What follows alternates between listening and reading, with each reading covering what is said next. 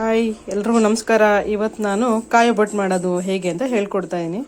ಅದಕ್ಕೆ ನಾನು ತೊಗೊಂಡಿರೋದು ಕಾಯಿ ಮತ್ತು ಬೆಲ್ಲ, ಏಲಕ್ಕಿ ಪುಡಿ, ಉಂಡೆ ತೊಗೊಂಡಿದ್ದೀನಿ. ಉಂಡೆ ಬೆಲ್ಲ ತೊಗೊಂಡಿದ್ದೀನಿ. ಅಚ್ಚ ಬೆಲ್ಲಗಿಂತ ಉಂಡೆ ಬೆಲ್ಲ ತುಂಬ ಚೆನ್ನಾಗಿರುತ್ತೆ. ಆಮೇಲೆ ಸ್ವಲ್ಪ ಏಲಕ್ಕಿ ಪುಡಿ ಮಾಡ್ಕೊಂಡಿದ್ದೀನಿ. ಬನ್ನಿ ಈಗ ಹೇಗೆ ಅಂತ ಹೇಳ್ಕೊಡ್ತೀನಿ. ಈಗ ಮಿಕ್ಸಿಗೆ ಹಾಕೊಂಡು ರುಬ್ಕೊಳ್ಳೋಣ. ನೀರು ಹಾಕ್ಬಾರ್ದು, ಹಾಗೆ ರುಬ್ಕೋಬೇಕು. ಈ ಥರ ನೀರು ಹಾಕೊಳ್ತಾರೆ ಸ್ವಲ್ಪ ಗಟ್ಟಿ ಇದು ನುಣ್ಣಗಾಗೋ ಥರ ರುಬ್ಕೋಬೇಕು. ಸ್ವಲ್ಪ ತರ್ತರಿ ಇದ್ರೂ ಓಕೆ. ಈಗ ಪಾಕ ಮಾಡ್ಕೊಳ್ಳೋಕ್ಕೆ ತಪ್ಪಲೆ ಇಟ್ಕೊಳ್ತಾ ಇದ್ದೀನಿ. ಇದಕ್ಕೆ ಈಗ ಬೆಲ್ಲ ಹಾಕೊಳ್ತಾ ಇದ್ದೀನಿ. ಅದಕ್ಕೆ ಸ್ವಲ್ಪ ನೀರು ಆಡ್ ಮಾಡ್ಕೊಳ್ಬೇಕು. ಗಟ್ಟಿ ಪಾಕ ಬರೋ ಥರ ಮಾಡ್ಕೋಬೇಕು. ಈ ಥರ ಕುದಿಯಕ್ಕೆ ಬಿಡೋಣ ಸ್ವಲ್ಪ ಹೊತ್ತು. ಪಾಕ ಬರ್ತಾ ಇದೆ. ಈ ಥರ ಪಾಕ ಬರಬೇಕು. ಇನ್ನೊಂದು ಸ್ವಲ್ಪ ಹೊತ್ತು ಪಾಕ ಆಗಿದ್ಯೋ ಇಲ್ವೋ ಅಂತ ಸ್ವಲ್ಪ ನೀರು ಬಿಟ್ಕೊಂಡು ತಗೊಂಡು ಇದ್ರಲ್ಲಿ ಹಾಕಿ ಇದು ಸ್ವಲ್ಪ ಉಂಡೆ ಆಗುತ್ತಾ ನೋಡೋಣ. ಇನ್ನು ಸ್ವಲ್ಪ ಆಗಬೇಕು. ಇನ್ನು ಸ್ವಲ್ಪ ಆಗಬೇಕು. ಪಾಕ ಬಂದಿದೆ. ಇದಕ್ಕೆ ಸ್ವಲ್ಪ ಏಲಕ್ಕಿ ಪುಡಿ ಹಾಕ್ತಾ ಇದ್ದೀನಿ.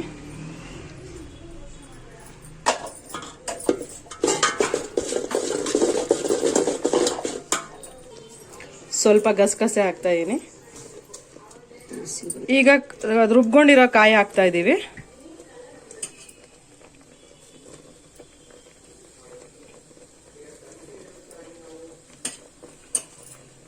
ಕಾಯಿ ರುಬ್ಬೇಕಾದ್ರೆ ಸ್ವಲ್ಪನೂ ನೀರು ಹಾಕೊಳ್ದಾರೆ ರುಬ್ಕೋಬೇಕು. ಈಗ ಅದಕ್ಕೆ ತಿರುಗಿಸ್ಬೇಕು. ಈ ಥರ ಫುಲ್ಲು ಪಾಕ ಹಿಡ್ಕೋಬೇಕು. ಕಾಯಿಗೆ ಸ್ವಲ್ಪ ಬೇಯೋದಿಕ್ಕೆ ಬಿಡೋಣ.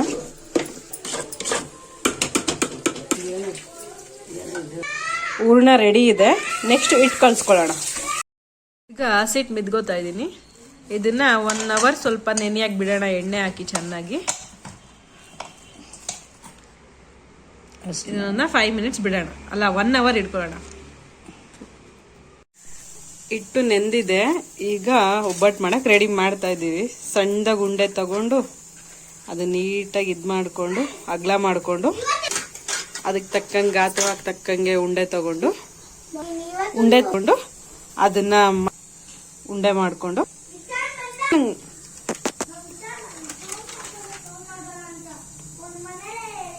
ನೀಟಾಗಿ ರೌಂಡಾಗಿ ಮಾಡಿಕೊಂಡು ತವಾ ಬಿಸಿ ಮಾಡೋದಕ್ಕೆ ಇಟ್ಕೊಂಡಿದ್ದೀವಿ. ಒಂಚೂರು ಎಣ್ಣೆ ಹಾಕೊಂಡು ಅದ್ರ ಮೇಲೆ ಒಬ್ಬಟ್ಟು ಹಾಕೊಳ್ಳೋಣ. ಕಾಯಿ ಒಬ್ಬಟ್ಟು.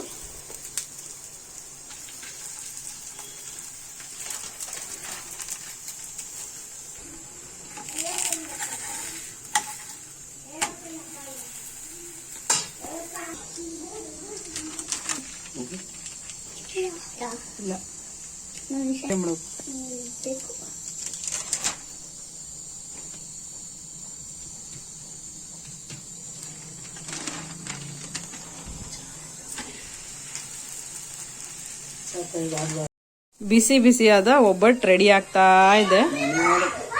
ಘಮ ಘಮ ಅಂತ ಇದೆ. ತುಪ್ಪ ಹಾಕೊಂಡು ತಿಂತಾ ಇದ್ರೆ ತುಂಬಾ ಚೆನ್ನಾಗಿರುತ್ತೆ. ಒಂದ್ಸರಿ ನೀವು ಮಾಡಿ ಟೇಸ್ಟ್ ಹೇಗಿತ್ತು ಅಂತ ಕಮೆಂಟ್ ಮಾಡಿ.